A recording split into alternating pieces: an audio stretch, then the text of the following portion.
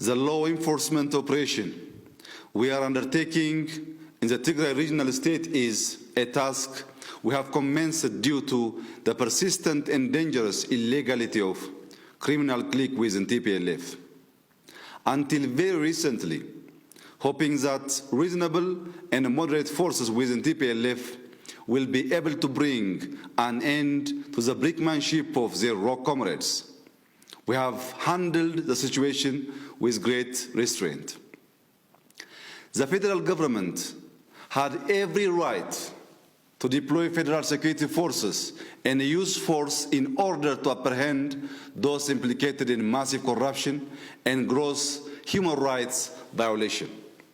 However, we and other independent entities continue to urge the regional government for months to respect and enforce federal laws. These calls were unheeded.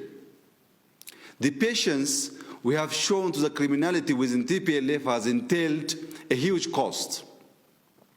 The treasonous massacre perpetrated last week against our men and women in uniform of the Northern Command was carried out while they were at their most vulnerable, in their pajamas and among those who they thought were their peers.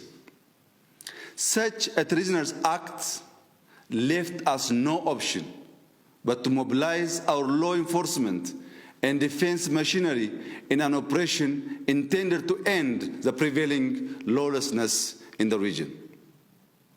Considering the complexity of this law enforcement operation in the Tigray region, in the past few days, we have been able to accomplish the following three key milestones. Firstly, last week, the House of Federation invoked the constitutional authority under Article 62(9) and Proclamation 359/2003. Accordingly, it instructed the federal government to take all necessary measures to reverse the state of affairs in the Tigray region that are posing a grave danger to the constitutional order.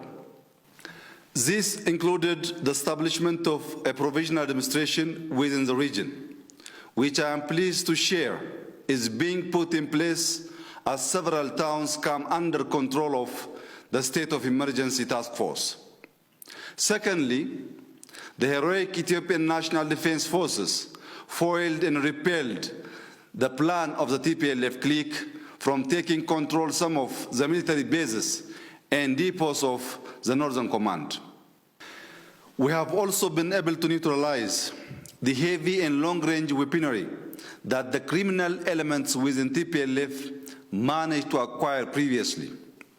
The National Defense Forces' liberation of the western part of Tigray from TPLF's grip is a victory for the Ethiopian soldiers of the Northern Command that faced gruesome and fatal attacks. It is a victory for the innocent civilians of Maikadra that were brutally massacred by TPLF forces this week. It is a victory for the peace-loving and hard-working people of Tigray who have been isolated from their fellow Ethiopians through the unceasing hate and fear propaganda of TPLF.